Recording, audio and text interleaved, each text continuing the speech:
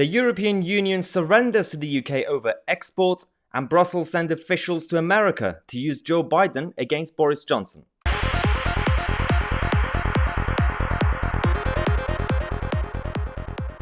Before we start today's program, as you know, this lockdown has been hitting everyone, especially small British businesses. A while ago, I gave a shout out to one of these businesses, Fresh Essential, a couple of English guys in the country who have a really cool company. They provide food to high-end hotels and restaurants, but obviously hospitality is down, so they decided to go directly to consumers. Now, this is not a paid ad, I'm not getting anything out of it, but the last time I gave a shout out to them, thanks to you guys, not only they survived, but they've also added new products and recipes on their website. So, they got in touch with me again, they sent me more dried mango, fire-roasted nut, and everything else here. One thing they've added is a new breakfast kit. It's a new breakfast box, which is a one-stop shop, and the quality is world-class. Now, they've given me a new discount code, Maya10, and you guys were absolutely amazing last time. So if you, once again, want to support a small British business, if you want to support Fresh Essential and benefit from their brilliant products, then definitely check out the link in the description and use the code Maya10, and together, let's survive this lockdown. Hello everyone, welcome to today's first program. The last couple of days in the European Union, we've had a number of officials, including Charles Michel, who's in charge of the European Council, coming out to make allegations against the UK government when it comes to exports and export bans. They've claimed that the UK have banned exports of AstraZeneca and others to the European Union, but also across the world.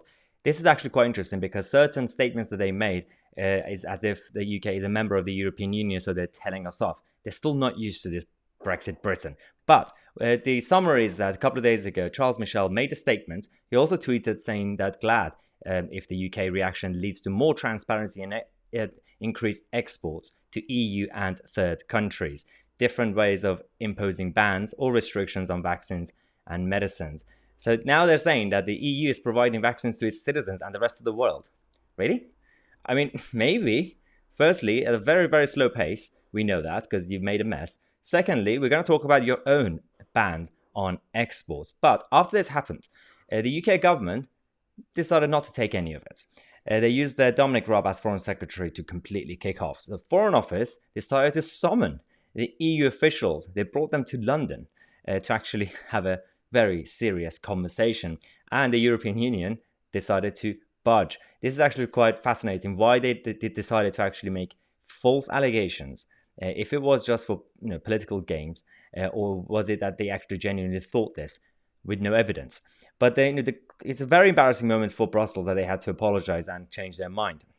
But the government used their Sir Philip Robert, who's the permanent Undersecretary in the Foreign Office, to have a conversation with the delegations from the European Union to get them to demand to concede on this issue and basically withdraw their comments, because just like any other comments that European leaders make, it has an impact. So when you had Emmanuel Macron and Angela Merkel criticizing and undermining AstraZeneca, now these political leaders, they're obsessed with AstraZeneca and Pfizer and all these other big pharma.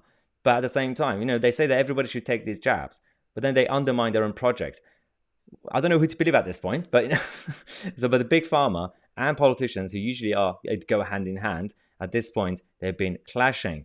But the end result in this was that the European Commission, one of their spokespeople, came out to concede on Wednesday night, last night, that the UK had not imposed the ban, following the allegations made by the head of the European Council. But officials said that Charles Michel wanted to know how many exports had been made from the UK, as they highlighted the role of the EU-based production sites. Why do we have to tell you? I mean, again, they still treat us like as if we're a member of the European Union. We don't have to tell you anything in that regard. We have our own contract signed. This is the whole point, because they said that we know that different countries have got different measures in place. That doesn't concern vaccines, as far as we understand. Coming from the UK, this is, again, the European Commission. So the European Council made the allegation. The European Commission decided to take the lead on this, to keep continuing with this, because they say that we know as well that we, the European Union, are a very, very active exporter of vaccines. Are you there? Again, you've been exposed recently that this has been a lie. But the UK did ensure that the vaccines doses that's produced by Oxford and AstraZeneca in the UK are actually directed in the first instance to residents in Britain.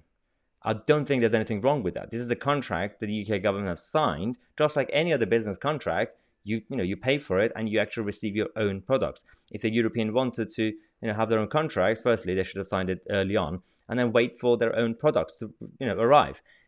I don't understand why this is a big deal, because the EU has been angered by the refusal of the Anglo-Swedish firm to redirect doses. Firstly, these are articles that you see in left-wing papers like The Guardian or The Independent. They always twist things. This is not a refusal in that sense. The UK signed the contract. They expect a certain amount of stocks, and they'll receive it. It's not some sort of refusal to take the UK's stock and randomly give it to the European Union. Why would we even give it to the European Union when they're not, giving it to their own people? They're also, very concerned about bans. They banned 250,000 doses that was supposed to be sent from Italy to Australia. They banned it themselves, and then they, claim that the UK is imposing a ban, which is not true. Now, Darren McCaffrey came out to actually expose the European leaders on this issue, because both von der Leyen and Charles Michel have been making weird comments about this. So firstly, von der Leyen, who said that the AstraZeneca contract is crystal clear. Well, it wasn't. Charles Michel saying that the UK has an outright ban on export. Well, it hasn't. And Darren says that going into battle in politics is fair, part of the job. But before you do, at least get the basics right. The same applies to Emmanuel Macron and Angela Merkel. But these clashes continue, because on the one hand, you've got the exports ban conversation. On the other hand, Northern Ireland, that is still ongoing, because the UK government decided to protect the integrity of the United Kingdom, the trade between Northern Ireland and the rest of the UK. European Union are not happy that the UK government are taking care of their own country. So they're now taking us to court over this issue, because they're saying that you're undermining the Northern Ireland Protocol. Well, again, this is the whole point. This article is in the Independent, and there's been a couple of twists in this. The way they've written this article, very biased, saying that Northern Ireland Secretary Brandon Lewis has failed to explain the government's legal basis for taking unilateral action on the Brexit Protocol when it comes to the Irish border sea. But on the one hand, you've had in Parliament people like Hilary Benn, top Remainer, questioning Brandon Lewis on which Brexit deal clause the government decided to consider before making this decision. Because now Hilary Benn is taking the European Union side. The same Hilary Benn and his other friends, during the Brexit campaign and even afterwards, when we were going through the negotiations, they were very concerned that Brexit could split the country. This could be the beginning of the end for the United Kingdom as a project, as a union. They wanted to protect Northern Ireland, Scotland, Wales, England.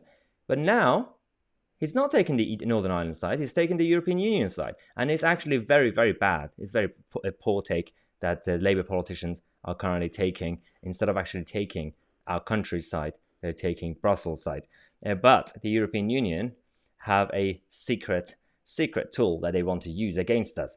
They have sent their officials to the United States of America to use Joe Biden against the UK. So they're saying Maros Sefcovic, who is the vice president of the commission, but also Simon Coveney, who's the foreign minister of the Irish government, they send them to Washington to then have a chat with the Americans, because they know that the US Democrats, and specifically this guy, Uncle Joe, the new president of the US, are going to take the Irish side and the European Union side over Brexit and Britain.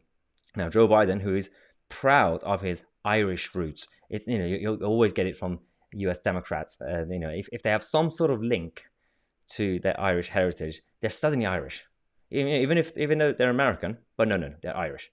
So his identity political card always being used by them. But he made the comments after the UK threatened to override the withdrawal agreement, which prevents a hard border So obviously, Joe Biden is going to take their side in this situation, and but they know that he's right now the most powerful man in the world of politics. So let's just wait to see how Joe Biden and his government are going to react on this, because the court case is going to continue, and we don't know exactly how this fake court of European Court of Justice are going to take this. But we'll keep you guys, as usual, posted on this channel. If you joined the content, then make sure to subscribe to the channel. And as I said at the beginning of the video, make sure to check out a Fresh Essential. I'll put the link in the description, and the discount code is Maya10. Thanks again for watching. I'm Maya Tousi, and I'll see you guys in the next video.